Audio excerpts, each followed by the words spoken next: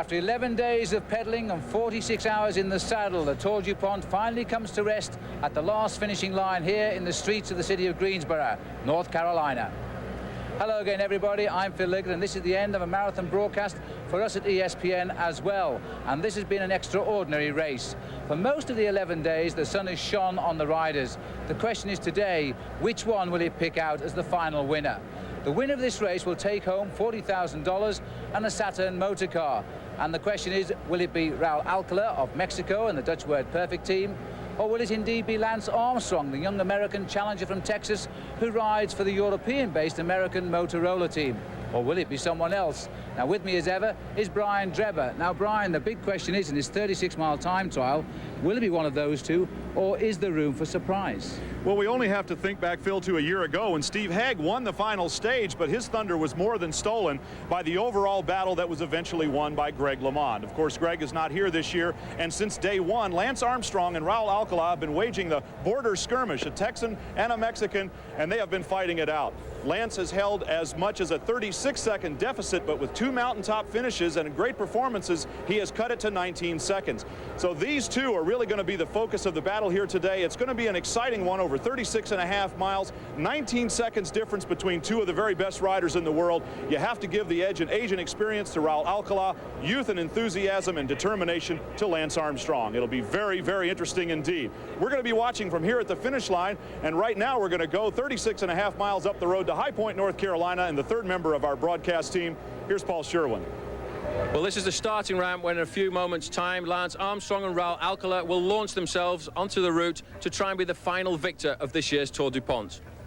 The time trial has always been a psychological battle, but over recent years it's become more of a technological battle.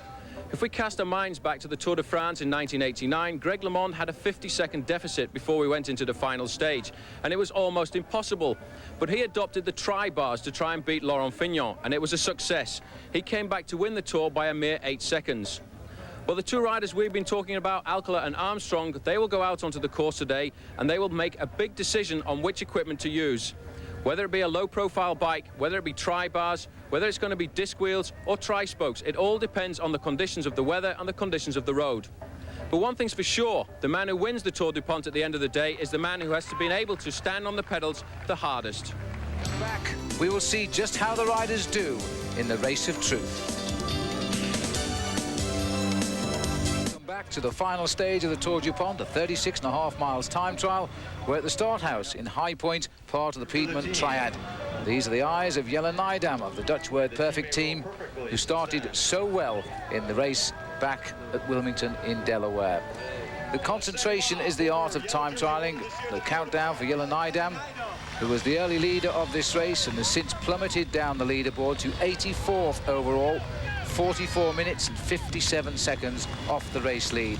It's fair to say there's no chance today of him regaining his yellow jersey. He lost over 15 minutes in a single stage, the one that Lance Armstrong won going up to Massanutten. And Jelle Nijdam, really by his own admission, was ready to surrender the yellow jersey once he had won it. And he's an excellent time trialist, but mostly in a shorter distance event. And I don't think he's really going to be all that serious. It isn't going to make a difference whether he finishes 85th, 75th, 80th or whatever. He's just going to ride down to Greensboro and hope to share in the celebration of his team leader, Raul Alcala.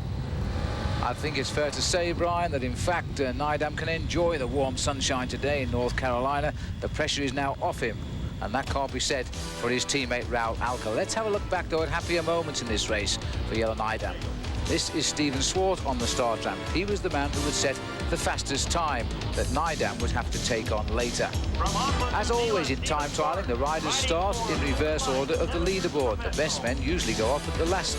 But in this particular case, this was the Prologue time trial that was opening the Tour DuPont 11 days ago. Steven Swart was starting very early among the starters. He danced his way up Monkey Hill and its cobblestones.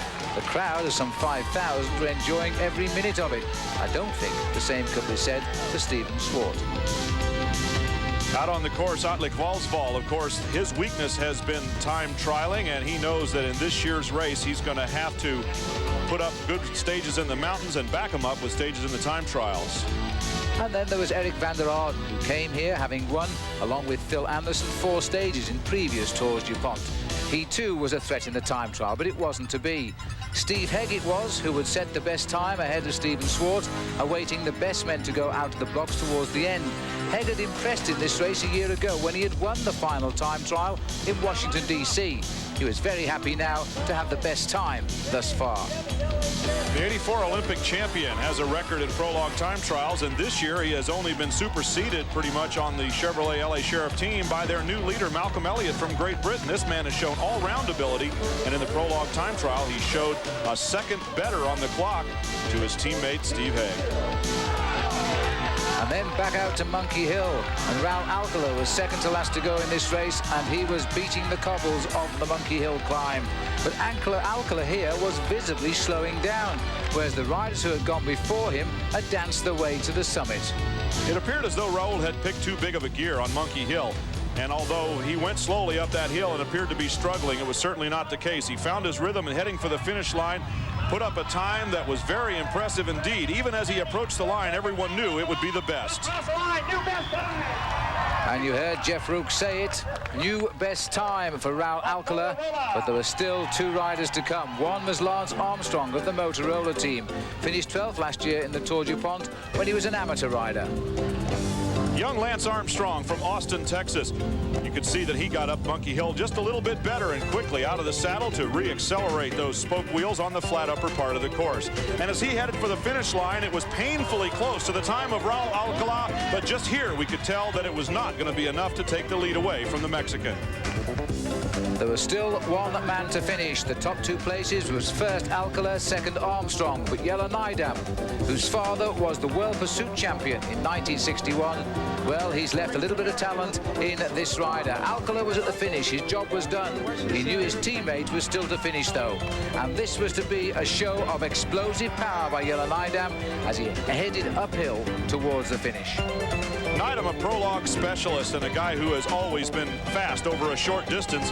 Known as a sprinter and a prologue time trial specialist on this short course distance, there was no question as he headed to the finish line that his time would be the best. And in fact, it would be nearly 10 seconds better than that of Raul Alcala. 5 minutes 55 seconds, the fastest anybody had ever gone around this course in Wilmington, Delaware. So the first yellow jersey was on the shoulders of Jelle Nijdam. Then we went to stage 2, another time trial, but of a different type, over 15 miles, again in Wilmington.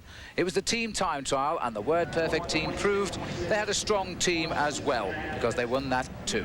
Then we go back to the finish live today now in the streets of Greensboro, and it wasn't to be such a happy story for Jelle Nijdam. His time was not quick at all. Well, he's just cruising in here, and even though he looks like he might be going fast because of his aerodynamic position, you can see one of his teammates behind him there, both of them looking at their watches, and Nijdam's time of 1 hour 26 minutes wasn't going to impress anybody.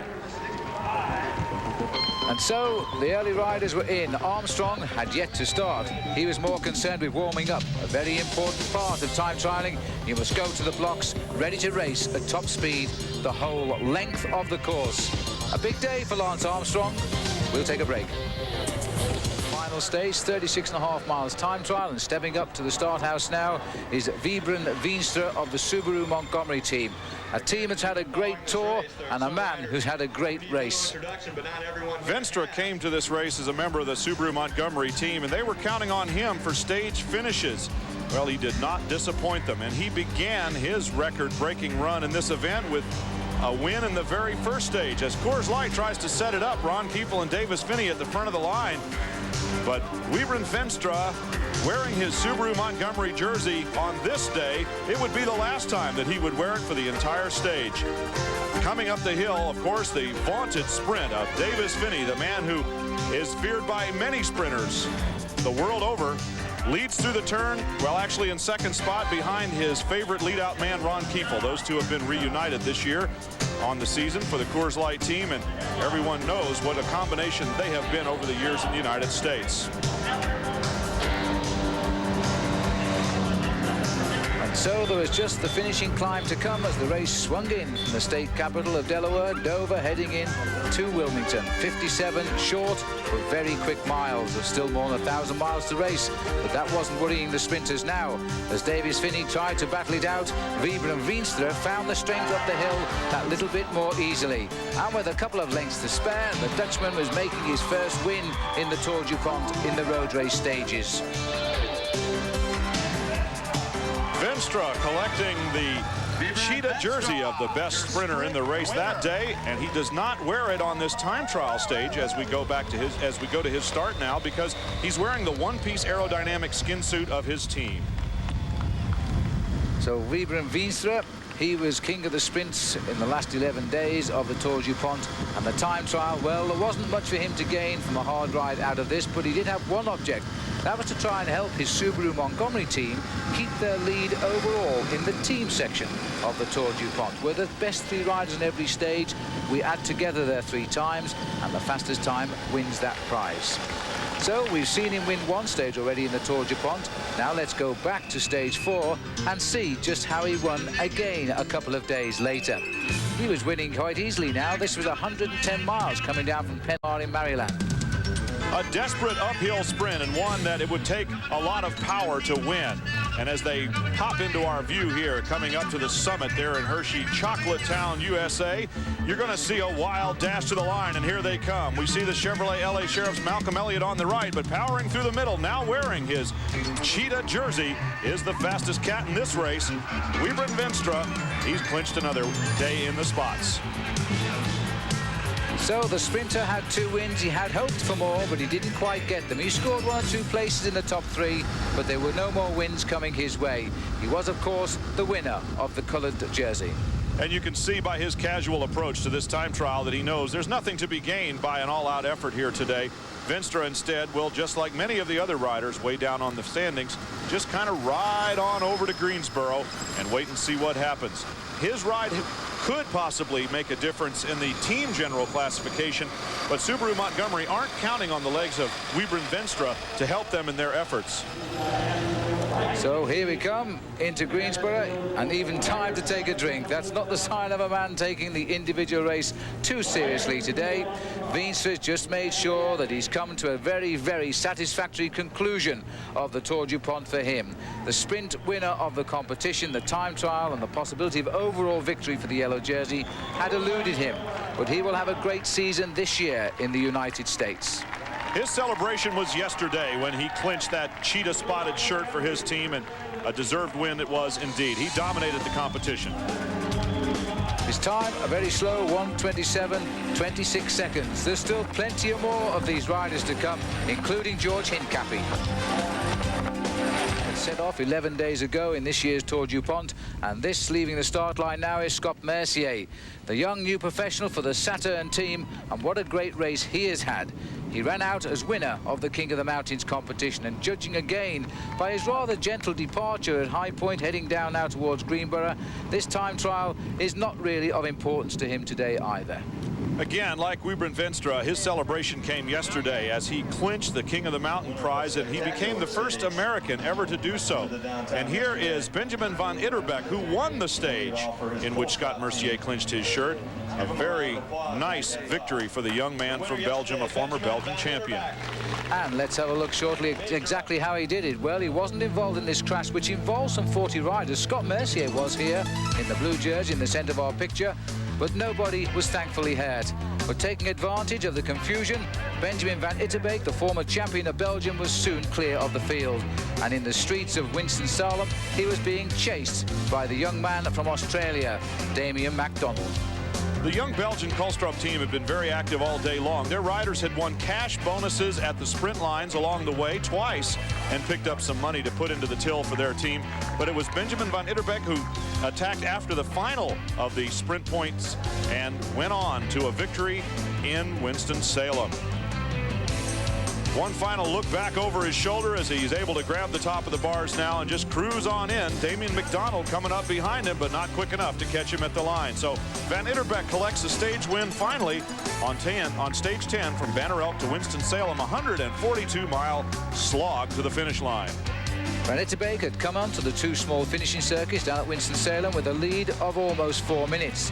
That lead was now down to 59 seconds as desperately Damien MacDonald tried to close down the gap. MacDonald, a young rider, an amateur rider, had done well to shake the field over these last closing miles. Van Itterbeck knew that he had done enough to run out the winner of the stage.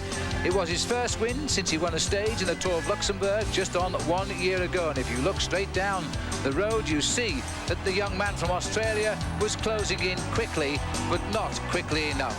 The Belgian champion of 1 year ago was now the stage winner of this year's Tour DuPont in Winston-Salem. And back out on the course, it's Dave Mann, the British rider now on the Cors Light team, who a year ago won the individual time trial. He also wore the race leader jersey in the 1992 Tour DuPont for a time, and in this event he has not been able to collect any jerseys or accolades. He has simply been one of the hardest working members of Team Cors Light, and they are riding here today not for the team prize that they won a couple of years ago as the best team in the race, nor for individual general classification honors here, but nevertheless, Dave Mann looking for a stage win. He had one last year. It's eluded him so far. He would very much like to bring home at least a stage victory in this year's Tour DuPont to say that it was a successful one for him personally. A year ago, Dave Mann and Stephen Swart were the two riders on the Cors Light team who were taking on Greg LeMond. In the end, as you will probably know if you saw our show last year, it was Greg LeMond who ran out the winner. But Dave Mann has got great form. His wife is expecting their first baby in just 2 weeks' time. Every reason, Dave, to do a good ride today. Dave Mann showing beautiful aerodynamic form. He's got all of the neat tricks there. He's got the aerodynamic handlebars, beautiful flat back, aero helmet, the windshield, all the tricks of the trade, most of which have come around just in the last few years. And really the sport of triathlon is very much in evidence among the time trial stages of the Tour DuPont. Ron Kiefel, his teammate, coming in to finish, and nevertheless, these riders have put in a tremendous effort. Coming through just behind them there is the Cors Light team car, and it appears as though Len Pettyjohn, actually this is Dave Mann coming in to finish. Len Pettyjohn back there in the car has got a car full of guests, and a tremendous ride for Dave Mann and a new best time at 1:16:39. So he puts the time on the board to beat, having passed Scott Mercier out on the course. Again, Scott Mercier's day in the sunshine came yesterday when he clinched the King of the Mountain jersey. Mann's passed him and put up the new best time. So Scott Mercier passed by Dave Mann out on the course, and Dave Mann has set the target for the rest of the race now to beat. 1 hour, 16 minutes and 39 seconds for the 36.5 miles from High Point. There aren't many riders can do that. There aren't many motorists can do that. Malcolm Elliot might do it, though. He'll be up shortly. We'll take a break. The countdown, former Olympic and World Championship rider when he was an amateur with the United States cycling team. He's now a professional for the Chevrolet LA Sheriff team. They were last overall in this race a year ago, but it's been completely revitalized. They have a good chance today of taking the team lead overall. Benjamin Van Itterbeck, the winner of stage 10, coming in to finish here. He is the one that stole the potential hometown victory by Jim Copeland or his teammate Thomas Craven. Craven born and raised in Winston-Salem, where yesterday's stage finished, and Jim Copeland recently moved there, but it was Benjamin Van Itterbeck who won the stage yesterday, and here he is finishing today. That time won't set anybody on fire. 1:24. Remember, it's Dave Mann's 1:16:39 that's still the one to beat. Here's George Hincapie of the United States, the man who won the stage going into the Homestead, but then had that victory taken away from him. So the thrill of victory went to the agony of defeat in a very short time for this young man, 19 years old, from Farmingdale, New York. He's 6 feet 3 inches tall and a very big guy on the bike, and well, we can only hope that he recovered from that relative tragedy with a lesson well learned. I think he recovered yesterday in Winston-Salem, Brian, because he finished in the top 5 there in that big sprint. But let's have a look back at stage 8 and just see what actually happened as we roll down to the beautiful Homestead in Virginia from Lynchburg. There can't be many views like that in the world. You watch this international cycle race roll along. The attacks came thick and fast, though, and towards the end on the climb of Warm Springs Mountain with about 10 miles to go, it was one of the youngest riders in the race, 18-year-old Russian amateur Alexei Byakov, who was leading up the climb. Alexei Byakov of Team Stoli Russia has been their leader all along and has been nibbling away in the top 10, top 8, even as high as 7th place in GC. and he's done a great job. But here come all the favorites, however, just behind the little group going over the top of the mountain. And, of course, Lance Armstrong, Raul Alcala are there. Here's young Byakhov, though, heading for the top in the company of Jorg Muller, and then the favorites coming not far behind them as they went into the finish in the Homestead. But it's a long downhill run to the finish, and it certainly would not be as slow as this when the line approached. Jorg Muller tried one last effort to win the stage. He passed the young Russian rider. He went for gold by himself. It's an awful long way downhill to the Homestead, which nestles in the beautiful valleys, and the whole field chased him down at 60 miles an hour. 500 yards from the finish, they swept away the former Swiss champion, and now it was a free-for-all on one of the most dangerous finishes, even if it is the most spectacular in the world.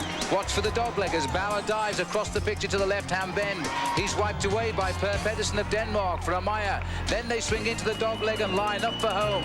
And this was the controversy that followed. As they lined up for the finish, watch now the center of your picture. A hand there came from George Hincapie. Hincapie appeared to push out of the way the Amaya rider Pedersen, and then took the stage with a great flourish. But seconds later, the officials would be conferring, and their answer would be, we should relegate him from front to 60th on the race. And by doing that, and this is the push again, watch the center of your picture. Hincapie is the rider in blue. There is a hand visibly moves off, and it appears to touch the Danish rider from Amaya, Per Pedersen. George Hincapie here seeking to just defend himself because Pedersen was moving over towards him. Nevertheless, he took his hands off the handlebars, and that opens him up for any kind of disciplinary action by the officials. That's exactly what happened. He was disqualified, and he's obviously very upset. You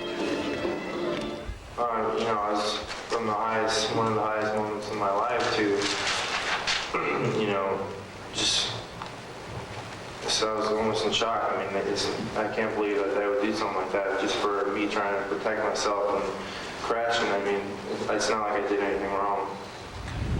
Well, the race went on, and of course Hincapie has continued his improvement, and I think will be a very big bike rider in the United States. Now let's get back out to the action today. This is Steve Hegg, and he's enjoying the race. He passes a rider here. He's bridged the gap of 1 minute. It's George Hincapie in the all-blue strip today. Hincapie caught and passed by Steve Hegg for a minute. Well, Steve Hegg has a lot to gain by a good ride here today. Of course, he won the final stage of the Tour DuPont in 1992. George Hincapie really has no particular motivation. He's not going to make a difference whether he moves up or down in the standings. But Team Chevrolet LA Sheriff are in a mortal combat for the team prize with the Subaru Montgomery riders. And here comes Jim Copeland, prepared to lay down the first of a very good set of times, it appears, by the Chevy Sheriff team. They are highly motivated, and with the time on the clock at 15:01, Jim Copeland has more than put down a good time. He's put up the best time by over a minute and a half over the previous leader, Dave Mann. That's a superb time by Jim Copeland, but let's go back out on the course. Sean Yates, a brief glimpse there. He's making his way towards the finish as Hincapie now comes in just behind one of the Soviet riders. It looks like Byakhov, but it must be Saprikin who's coming in just ahead of Hincapie. But Hincapie has enjoyed his tour despite the setback he had at the Homestead. He finished well yesterday amongst the top 6 riders, and he'll come back next year, I'm sure, looking for a very, very high finish in this race indeed. The time for the young Team Stoli Russian rider, 1:24:02, but coming up behind him, George Hincapie has apparently caught him and another rider and gets a 1:20:07. But everyone is very much afraid of this man for Team Motorola, the guy they call the Animal, Sean Yates, another tremendous time trialer. But his time at the halfway mark, Brian, is not a great one. Sean Yates, though, has had his marvellous moments in this year's race. He gave Great Britain and his Motorola team their first victory right out on stage 3. He used all of his strength. On his right there is Jim Copeland, and also with him was Roy Nickman. But it was the strength of Sean Yates that really decided this superb Hagerstown, where they did 2 complete laps of the city. A little uphill finish. Yates was now enjoying life. The whole field didn't quite know how to cope with him. These were the 2 leaders, but watch the back of your picture. Yates took a little time out. He dropped behind, got them off his guard, and then he went. And when Sean Yates went, they couldn't bring him back again. On the finishing circuits, after the whole field had come into town together, it was Sean Yates, Roy Nickman, and Jim Copeland who got away from the bunch. And then, as you just saw, Sean Yates attacked the other two, really caught him flat-footed. And fortunately, for those who enjoy this kind of thing, at least Roy Nickman and Jim Copeland, just behind Yates, were able to hold on for second and third instead of getting caught up by the crowd. But Sean Yates, a tremendous win for him. The tireless team worker finally gets his stage victory. And here today is Sean Yates coming home now, but his time was not a great one. He hasn't reproduced the sort of speed that won him a time trial stage in record time in the Tour de France a couple of years ago. So Sean Yates finishes his tour with a time of 1:18.29. Still at Les Volkswagen to go. Can he win the Tour outright? We'll find out shortly. The start house of the Tour DuPont, Malcolm Elliot, the US #1 ranked professional this year with 10 wins in the United States. His first visit to the United States, now a member of the Chevrolet LA Sheriff team. And with his confidence, this team has been completely rejuvenated. They finished last in the Tour DuPont last year, but with Malcolm Elliot, they have moved up into contention for first overall as a team in this race, and here's why. In Richmond, with Raul Alcala having trouble out on the bridge going into the city, he gets a wheel change. The time had been taken as the riders came into town on the first pass across the finish line. So there wasn't a lot of frantic activity on Raul Alcala's part because he couldn't lose any time on the stage. Rather, it was a circuit finish for the stage victory. So they continued now to battle it out just for a few small seconds time bonus and for the all-important first place on the stage. Steve Bauer of Canada, back on the Motorola team, was making his bid to win. But the two riders who came with him, Thomas Wegmuller and Jean-Pierre Hendricks, they didn't seem to want to work with him. Bauer was left to do all of the pacemaking, and the big field kept them pegged nicely. It was all going to change hands on the final run into the finish. And the other sprinters got a little bit of a bonus because they're in the cheetah shirt. Wiebren Veenstra is the guy that has to do the chasing right now. He's found himself on the front, so instead of setting up for a sprint and getting a lead out from his teammates, Veenstra, the sprint leader, has to do some work, and it would hurt him a little bit later on. Steve Bauer trying to get through the turn along with Hendricks there of the Collstrop team, but the fast-charging field with a much better line and more momentum came galloping up from behind. Then watch in the center of your screen in the green and yellow jersey as Malcolm Elliot powers his way to get the stage win. So Elliot had got his stage win, but they were memories of a few days ago. Now Malcolm Elliot was concentrating on trying to lift the Chevrolet team into the #1 place in the team race and take out Subaru Montgomery, who have led so well since this race began. Well, almost anyway. Elliot's time at the halfway mark, though, was not proving to be terribly impressive by what was already on the leaderboard, 32 minutes and 12 seconds. These riders had a little bit of a sleep in today, but they were up and at 'em this afternoon, and morning is a time for teams to go over their strategy and plan tactics. And every morning a group of riders get together to their own game plan. But these aren't bicyclists. They're BMW motorcycle marshals of the Tour DuPont. But for the moment, we need to assume that you're not going to go on the circuits. Marshals will go on, all of you. We serve a lot of different functions. The primary one is as a marshaling function, which is to kind of manage the entourage as it goes from point A to point B. And what we try to really create is an almost surgical environment that allows the riders to go from the start line to the finish line without any impediments or any barricades or problems that may result from people getting on the course, whether that's a spectator or a non-spectator, a truck, a car, anybody that gets on the course we want to manage. The responsibility of the BMW Motor Marshals is tantamount to the Tour DuPont's mobile police force. Since their involvement in '89, the Tour's safety record has been impeccable. We've been real lucky, knock on wood. We've had real good luck with all of our people and the equipment. The equipment is just premier for what we do out here. It's clean, it's quiet, it's unobtrusive, it's low maintenance or in fact no maintenance. So we've just done a really good service, I think, to BMW, and they've done us a great favor by letting us use their product. Well, I call them the sweaty men in leather because they have to wear their protective leather clothing all day long as they ride the motorcycles. Here comes Malcolm Elliot in wearing Lycra instead and heading for the finish line again with determination because the Chevrolet LA Sheriff team, as I said before, is locked in combat for the Team GC prize with Subaru Montgomery. And Malcolm Elliott needs a good time. He's going to get it, a 1:17.07. Not good enough to take the lead, but they'll take it. So Malcolm Elliott keeps up the good rides by Chevrolet, but Lance Armstrong is still to start. The time is counting down. Don't go away.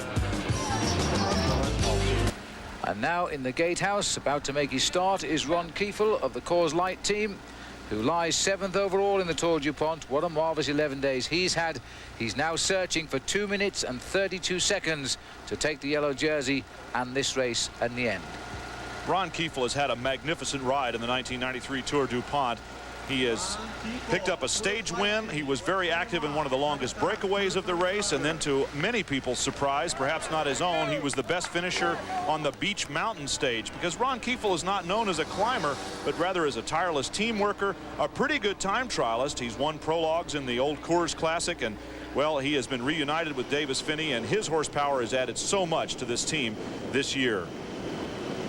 And there's confirmation. He's tied in 8th place overall. He's won the stage and he's had a great 11 days here in the Tour DuPont. Let's go back though and have a look now at stage 7. 126 miles ride going to Massanutten Resort.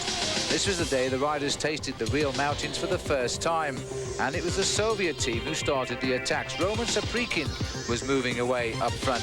He wasn't really a marked man because the former world champion was a little bit behind the leaders overall. But soon he had built a lead of 6 minutes and 45 seconds. He was planning an escape, if it was successful, that would last over 90 miles.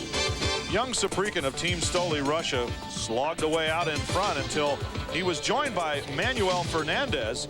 Well, he hadn't been joined quite by this point. Here we go, because Fernandez came out of the field. Saprikin continued to time trial out in front. It was only at the feed zone when Saprikin was told by his coach that another rider was coming up that he finally hesitated to wait for help, which was on the way. And these two formed kind of an odd couple breakaway, as, well, you'll see. Fernandez and Saprikin. Here we go, a little bit of chicanery, a little bit of miscommunication as Saprikin barely makes the turn, following Fernandez almost across the median. Then Fernandez attacked Saprikin, and as Saprikin rolled up to him, he sat up and kind of applauded as if to say, well, what was that all about? They were all swept up, though, in the streets at the finish, and then it was a big sprint between them all in Lynchburg. But although Ron Kiefel is neither a pure climber nor a pure sprinter, it just shows you if you try, you can do almost anything. Now he was taking on all of the sprinters, and with 500 meters to go, he was clear of every one of them. He was gritting his teeth, putting his head down, peeking under his elbow, just to see where they were. I can tell you, Ron, they're close. So as they come to the finishing line, the sprinters had totally misjudged the attack by Ron Kiefel, and the new man on the Coors Light team had got the stage win for the team. And now today, Ron Kiefel, heading for the finish line, has given it his very best effort indeed. He can go home with his head held high because he has put in a tremendous performance and has really rejuvenated his career since coming home to the United States. He only knows one way to go, and that's all out. And as Ron Kiefel comes to the finish line, he's my choice for the real hero of this tour in terms of having such a gritty performance and really doing so well across the board for his Coors Light team. It won't be a stage win here today. He collected that a few days ago. Just an hour, 18 minutes and 37 seconds for Ron Kiefel. And now we go into the start house, see Jorg Muller have his attempt at improving on his 4th overall position in this race. He's 1 minute, 29 seconds away from the yellow jersey of Raul Alcala. All of the riders in the top 10 overall in this race are separated on the road by 2 minutes from the start house. The rest of the field, there was only a 1 minute separation.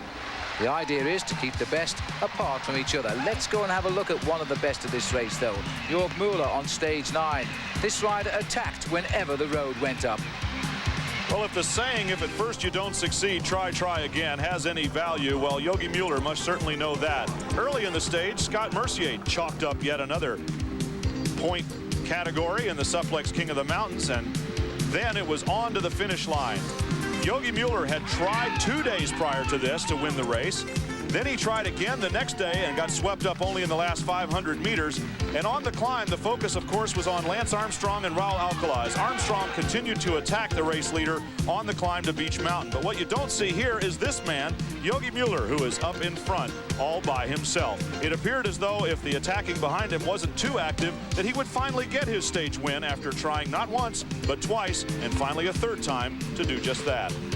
Muller's tactic had been to take advantage of the vigilance between Alcala and Armstrong. They were watching each other like cat and mouse, and so Muller had attacked while they played around.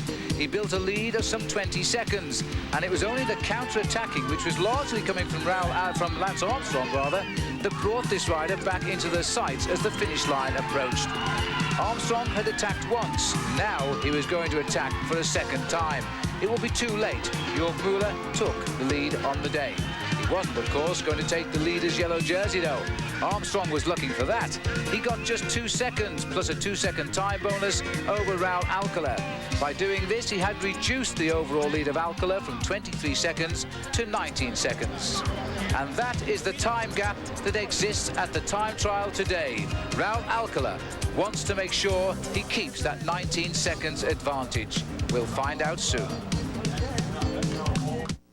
And so the time to beat Jim Copeland's 1 hour, 15 minutes and 1 second. We're now down to the last 3 riders to start the Tour DuPont. The top 3 riders overall. Atle Voldsvold is searching today for 1 minute and 22 seconds to take the lead. It may be more than the Norwegian Mountain King can manage, because if everyone who predicted his victory in this Tour DuPont was going to be correct, it would have had to happen in the mountains and not in the time trials. This has been his Achilles heel. Remember, he lost in the final day of the Tour DuPont in the final time trial to the great Eric Brookink. He also lost a Tour DuPont to Raul Alcala. Yogi Muller out on the course right now. Here is a man who had his moment in the sun in this race, as Lance Armstrong gets his opportunity to start just behind Atle Voldsvold. 2 minutes behind him on the road, 19 seconds behind Raul Alcala on the standings. And here he goes. Lance Armstrong today has to concentrate on winning this race now for his team and for America. He's taken on the mantle of the successor of Greg LeMond now. He trails this race by 19 seconds, and the man who is ahead of him starts 2 minutes behind him. Lance Armstrong has a few things to contend with here in this race. First of all, look at his bicycle. It's his road bike and not his special time trial machine, even though he's put the special wheels on and he's using his little aerodynamic boots and the tri-bars. That is not the bike that he might have wanted to start a time trial on. Out on the road, Atle Voldsvold cranks along with all of the aerodynamic toys available to the Subaru Montgomery team. Well, Atle Voldsvold has gone through the 15-mile check in a very good time, 32 minutes and 2 seconds, while Raul Alcala is now preparing for the off. Licking his lips, perhaps, remembering his stage win over a time trial of a similar distance a couple of years ago in the Tour de France, and every one of the 97 survivors out in front of him. Alcala has shown that he has been, well, in a word, perfect, to use a phrase one more time in this Tour DuPont. He has really worn the yellow jersey proudly and well since taking it from his teammate Jelle Nijdam, and he was always acknowledged as the true leader of the team. Lance Armstrong, a story that I don't really like to tell. He found out at 1 o'clock this morning in a phone call that he had lost a friend, and Phil, you and I lost a colleague in Charlie Litsky, who passed away of a heart attack, and that's got to rest heavy on the mind of Lance Armstrong. But happier times were, well, a few days ago. So let's have a look back to stage 5, when the racing really began on the road to the Massanutten resort. The leader at the moment here was in fact Alcala's teammate, Jelle Nijdam. He was now behind this race by 15 minutes, so Alcala had to now stay at the front of the field, and he will be the race leader by the time we get to the top of the climb. The Motorola team were well aware of the problem they had. They worked very hard all day to bring back a large breakaway group. They swept them up one by one, usually under the impetus of the British champion Sean Yates. And so by the time they approached the flat roads and the right turn into the Massanutten resort, the leaders were basically all together. Alcala now had to watch, first of all, Lance Armstrong, and then the man in orange, Atle Voldsvold. The favorites were all gathered at the front as they made the turn heading towards Massanutten Resort. And well, for some of the riders like Frankie Andreu of Team Motorola, his work had already been done, and he could afford to slide quietly off the back and let the battle be joined by the leaders. But instead, it's a surprise as Jorg Muller, Yogi they call him, of the Clas team. He is a Swiss rider riding on a Spanish team, made the attack going up to Massanutten, and the first one to pick it up was Lance Armstrong, who launched an attack of his own. A brilliant one, in fact. The first chance for Lance Armstrong to try and take time away from Raul Alcala. But Alcala was watching as the field spread-eagled, including Ron Kiefel, all over the mountain on the road up to the Massanutten resort. It left just 4 men, Muller, Armstrong, Alcala and Kowalsvold, to fight it out. The names who we've come to know over this last week as the real stars of the Tour DuPont. Alcala was only concerned by Armstrong. Alcala looking back and taking inventory as the attrition continues to take its toll on the climb to Massanutten Resort, and then a finish that the crowd could only have dreamed of and we could only have hoped for, as the 3 favorites, with Jorg Muller as a potential spoiler thrown in there, are making the final ascent the last few hundred meters to the finish line. Muller something of a surprise, although those who've known him for many years know that he can turn in some very good performances. But Alcala took one look into the eyes of Raul Alcala, saw him muff a gear shift and jumped away to try and steal the stage. He'd caught Alcala exactly at the right moment. He was now gaining seconds over Alcala. Would there be enough seconds gained to take the race lead? The answer would be no, but the win nonetheless was very nice. For many, the highlight of the Tour who are fans of this young Texan. But out on the course, he is having his troubles. As you can see, Raul Alcala is riding next to Lance Armstrong. He has caught him 2 minutes ahead on the road. But now Alcala is having his troubles. He holds a hand up pointing to his front wheel, and Lance Armstrong may get another opportunity to win this race, as Alcala is going to have to stop. Well, for the first time in watching cycle races for 25 years, I've never seen the leader of a race catch the man in front for 2 minutes and then almost immediately experience a flat tyre. This is Atle Volsvold. He's gone through in a very good time at the halfway point. But look at this now. In fact, Alcala is back on his bike. He lost an estimated 30 seconds down there, but he's now bringing back Lance Armstrong, and this will be at the 31-mile point, Brian. Alcala had caught Lance Armstrong 23 miles into the event, had a flat at 26, and now they are together once again, which just puts Raul Alcala an additional 2 minutes ahead in the general classification standings. He can coast home now. All he has to do is keep Armstrong next to him, and the only thing left is to see if he can get the best time on the day and really put the icing on the cake of what will surely be a victory in this Tour DuPont. So let's have a look at Atle Volsvold finishing here. I think he's done enough to conserve his 3rd place overall. The clock is counting him down to just on the edge of 1 hour 17 minutes, and that should be good enough to keep him up there in 3rd place. Muller ahead of him has not responded with a good time, and so I think Volsvold will keep that 3rd place overall. But he won't get any better than that this year, because the 2 riders behind him through the time checks are both setting better times, even if Lance Armstrong has been caught and now passed by Raul Alcala. A good look at the styles of these 2 riders. Alcala here is a little bit in cruise control, but nevertheless you can see there's no movement in his upper body. He's perfectly rigid. Only the legs are moving. While on the other hand, Armstrong is such a fighter. He's really just clawing his way along that on the bicycle, and that has been his style all week long. He has never given up, even right now when he could just sit up and roll in, knowing that he's only going to get 2nd or maybe 3rd. Alcala continues to fight too. So Alcala now riding without a shadow of a doubt to the Tour DuPont. How much will he win by?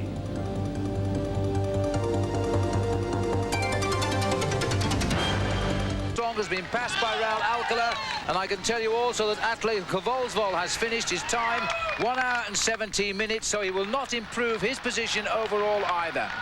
Alcala's in cruise mode right now, but even when he's just cruising along, he looks so stylish and so good. And you can still see, as that we showed a moment ago, Lance Armstrong just fighting. He's a fighter, a real street fighter of a guy, and a time trialist. Well, that'll come with a little more age and experience. Raul Alcala already has that. He has put a tremendous punctuation mark on this year's Tour DuPont by winning the final stage. His time is going to be way better than that of Jim Copeland, 45 seconds or more. Lance Armstrong comes in to finish 4th on the stage with his time and clinch his 2nd place overall. What a great ride for this young man. The best young rider in the race, as well as 2nd place. So Raul Alcala has won the best way possible by winning the final stage, the time trial, by 45 seconds ahead of Jim Copeland. The local boy makes good, and Brett Dennis of Australia takes third place today. Let's go to Raul Alcala.